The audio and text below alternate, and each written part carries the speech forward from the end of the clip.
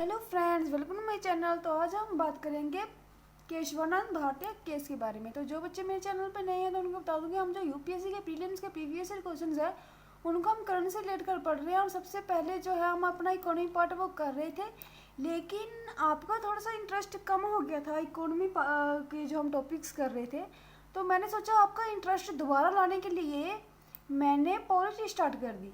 Economy हम start करेंगे कुछ दिनों के बाद। इससे क्या होगा कि आपका जो इंटरेस्ट है वो वापस आ जाएगा। ठीक है, होता है। अब हम एक ही सब्जेक्ट रोज़ रोज़ पढ़ी जाए तो बोर तो होंगे ही ना। तो ऐसा है, ठीक है। और वीडियो 4 दिन बाद 3 दिन बाद ऐसे क्यों आती है? क्योंकि आपके जो शेयर हैं वो मुझे कम दिखाई दे रहे हैं और मैं डिमोटिवेट हो जाती हूँ। ठीक है, आप लाइक कर रहे हो, शेयर सब्सक्राइब भी कर रहे हो, लेकिन आप शेयर नहीं कर रहे। तो प्लीज़ चैनल को शेयर कीजिए ज़्यादा से ज़्यादा, ठीक है। तो इससे क्या होगा, बच्चे बढ़ेंगे तो मुझे मोटिवेशन मिलेगा और मुझे लगेगा कि हाँ, इतने सारे बच्चे मेरी वीडियो का वेट कर रहे हैं। तो वीडियो धीरे धीरे हम डेली स्टार्ट कर देंगे, ठीक है। तो शेयर करना ना भूलिएगा। अब हम बात करेंगे केशवानंद भारतीय केस पर। देखिए, गोलकनाथ केस के बाद आया था केशवानंद भारतीय केस, इससे मिला जुला था। ऑल द 4 अमेंडमेंट्स, जो 4 अमेंडमेंट्स हुए थे, as well as the Golaknath case judgment come under the challenge in the Kesavananda Bharati case. जो केशवानंद भारतीय केस था उसमें चैलेंज किया गया। जो गोलकनाथ केस के जजमेंट में जो 4 अमेंडमेंट हुए थे उनको जो है केशवानंद भारतीय केस में भी चैलेंज किया गया, ठीक है। और क्या है, hair leaf was sought by the religious figure Swami Keshavananda Bharati engaged the Kerala government. तो जो स्वामी केशवानंद भारती थे, उन्होंने ये जो केस था ये केरला गवर्नमेंट के थ्रू जो था ये डाला था, ठीक है। किसके ऊपर, क्या वजह क्या थी? वजह थी कि लैंड रिफॉर्म्स, जो गवर्नमेंट थी वो लैंड रिफॉर्म्स कर रही थी।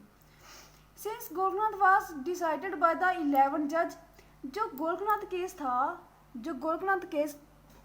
और एक बता दूं, जो बच्चे मेरी वीडियो अभी पहली बार देख रहे हैं तो मैं उनको बता दूंगी, हम जो गोलकनाथ केस है वो हम जो पिछली वीडियो है उसमें हम डिस्कस कर चुके हैं। तो प्लीज़ उसमें जाके देखिए गोलकनाथ केस क्या था, ठीक है। तो गोलकनाथ केस में जो जज बैठे थे वो बैठे थे 11, कितने? 11। लेकिन जो केशवानंद भारती केस था उसमें 13 जज बैठे थे। 7 जज थे उन्होंने केशवानंद भारतीय के फेवर में जो था जजमेंट सुनाई थी। और 6 जज थे उन्होंने जो गवर्नमेंट थी उनके फेवर में जो जजमेंट दी थी। तो 7 जज तो जो थे वो केशवानंद भारतीय की तरफ थे। तो केस जो था केशवानंद भारतीय, जो स्वामी केशवानंद भारती जी थे वो जीत गए थे। आगे देखते हैं आगे क्या है।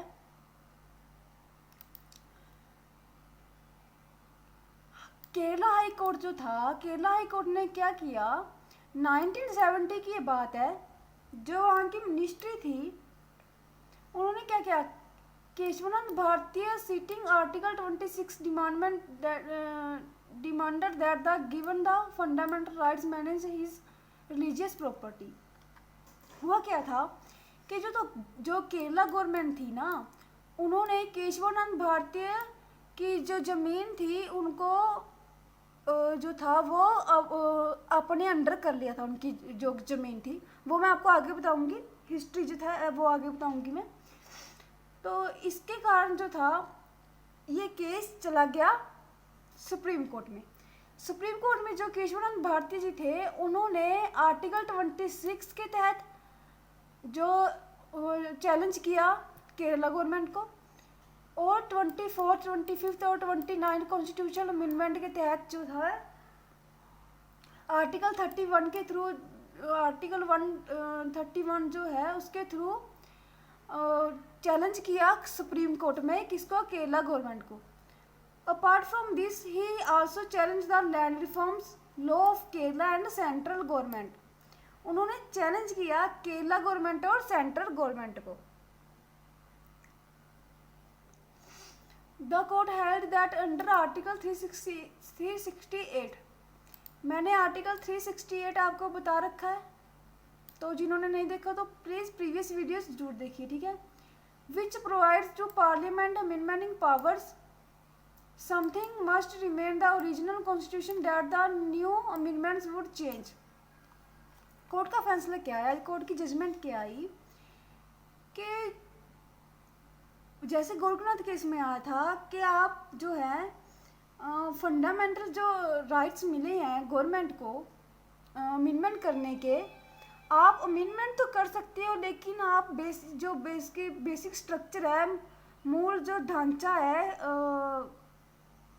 संविधान संशोधन का, जो भी हमारी राइट्स है उनका जो मूल ढांचा है आप उसको चेंज नहीं कर सकते हो।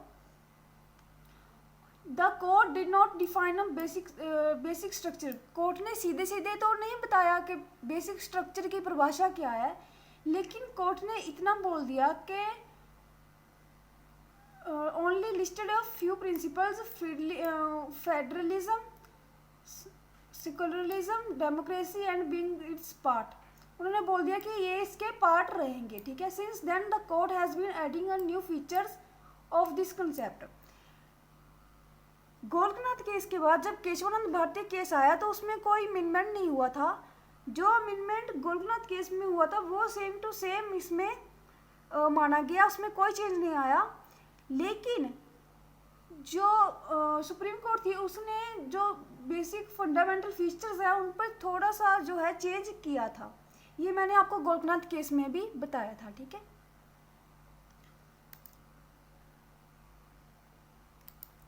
Freedom of the religion in India, the fundamental rights granted by the article 25 to 28 the constitution of India. तो अभी मैं वेट कीजिएगा, इस जो ये पीडीएफ है इसके बाद जाइएगा मत, क्योंकि इसके बाद मैं आपको करवाऊंगी हिंदी में साथ के साथ, ठीक है। जो मेरे पास एक लक्ष्मीकांत बुक है, मैंने पीडीएफ डाल रखी है हिंदी में लक्ष्मीकांत बुक की, तो मैं वहाँ पे आपको ये सारे आर्टिकल्स दिखाऊंगी। जिनके पास बुक है तो बहुत अच्छे, जिनके पास बुक नहीं है तो कमेंट बॉक्स में बता दीजिएगा, मैं अपनी जो जीमेल है वो सेंड कर दीजिएगा, मैं आपको उस जीमेल पे आपको पीडीएफ प्रोवाइड करवा दूंगी, और ब्रैकेट में लिख दीजिएगा कि आपको हिंदी में चाहिए बुक या इंग्लिश में, ठीक है। आर्टिकल 31 क्या है, post and telegraphs, telephones, wireless broadcast and other like form of communication, इससे ये 31 जो है आर्टिकल ये रिलेटेड है, ठीक है। अब बात आ गई है कि केशवानंद भारतीय थे कौन।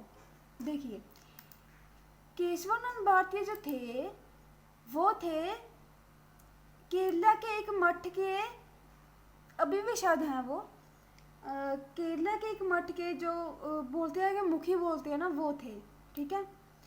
उन्होंने 19 की उम्र में उन्होंने संन्यास धारण कर लिया था,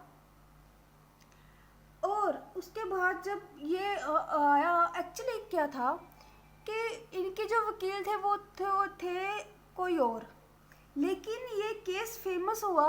एक्चुअली क्या होता है कि केस जो होता है या किसी जज के नाम पर या किसी वकील के नाम पर जो है वो फेमस होता है, लेकिन ये जो केस था ये केस हुआ एक ऐसे जो स्वामी थे, ऐसे बंदे पर जो ना कभी पॉलिटिकल पार्टीज में गया, ना ही उनको लॉज का कुछ पता था, वो सिर्फ एक मठ के स्वामी थे, हेड थे मठ के।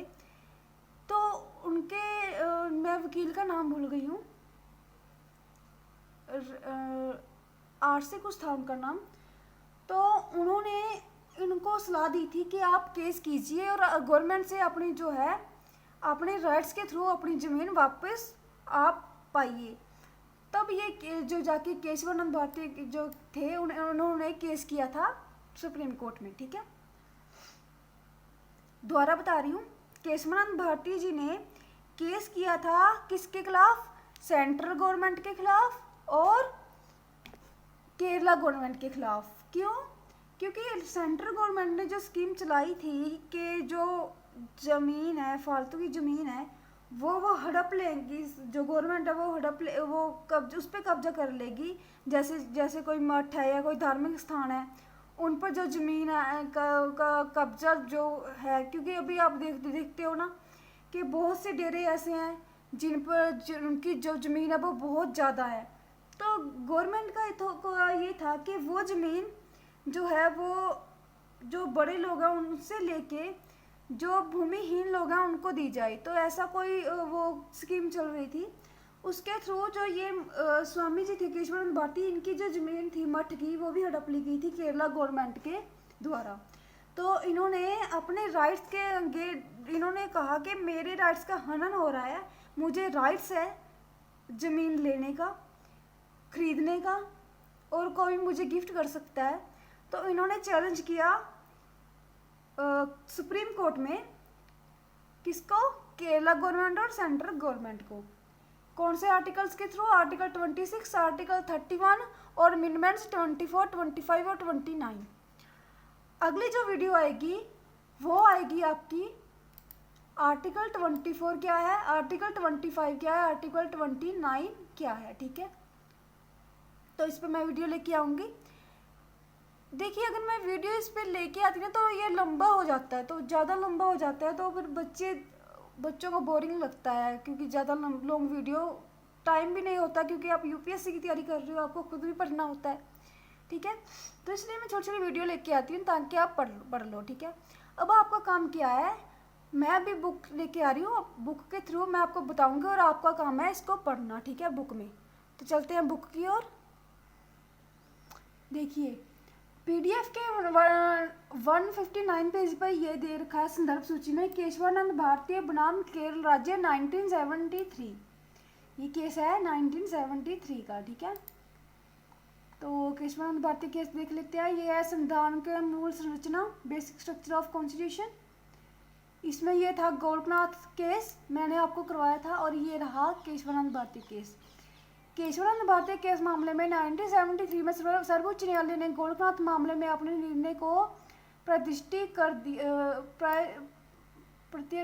कर दिया। इसने 24th संशोधन अधिनियम की वैधता को बहाल रखा और व्यवस्था दी कि संसद मौलिक अधिकारों को सीमित कर सकती है अथवा किसी अधिकार को वापस ले सकती है। साथ ही सर्वोच्च न्यायालय ने एक नया सिद्धांत दिया, संविधान की जो है मूल संरचना।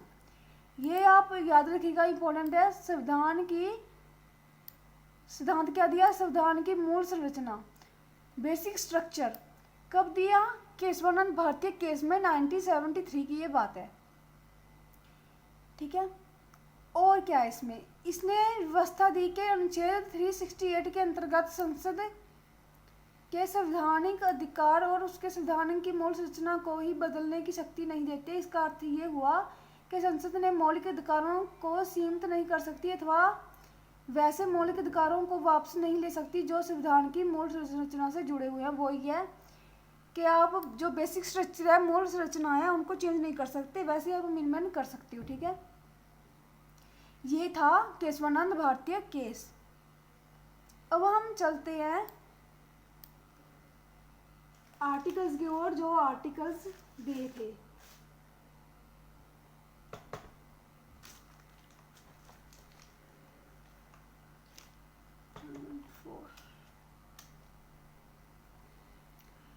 ये रहा धर्म की स्वतंत्रता का अधिकार। इसके तहत जो था चैलेंज किया था केशवानंद भारती जी ने। ये क्या है? अंतःकरण की और धर्म को अबाध रूप से मानने, आचरण और प्रचार करने की स्वतंत्रता। आर्टिकल 25। धार्मिक कार्यों को प्रबंधित करने की स्वतंत्रता। आर्टिकल 26। किसी धर्म को अभिवृद्धि के लिए करों के संदाय के बारे में स्वतंत्रता। अनुच्छेद 27 रह गया। 28। कुछ शिक्षा संस्थानों में धार्मिक शिक्षा या धार्मिक उपासना में उपस्थित होने के बारे में स्वतंत्रता। आर्टिकल 28। देखिए, आपने कुछ स्कूल्स देखे हैं, कुछ स्कूल्स होते हैं क्रिश्चियन स्कूल्स होते हैं, सिखों से रिलेटेड स्कूल्स होते हैं।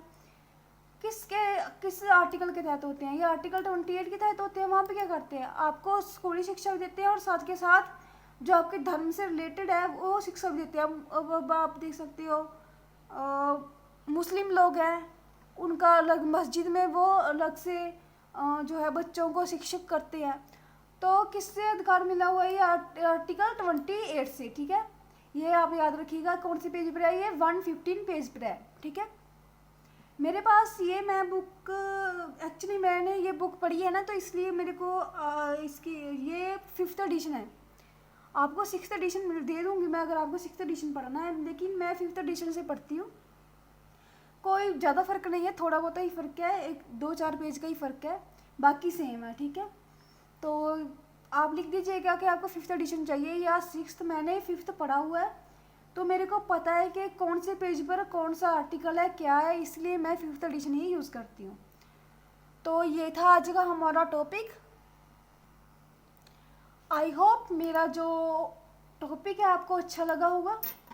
तो इतनी डिटेल में आपको कोई नहीं करवाएगा, मैंने करवा दिए 4 टॉपिक करवाए मैंने एक क्वेश्चन को कंप्लीट करने में।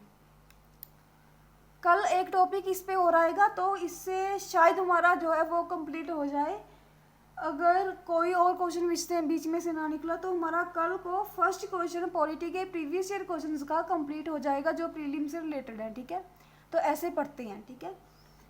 तो चैनल को लाइक कीजिए, शेयर कीजिए, प्लीज़ शेयर कीजिए और सब्सक्राइब कीजिए। Thank you so much, take care, bye bye.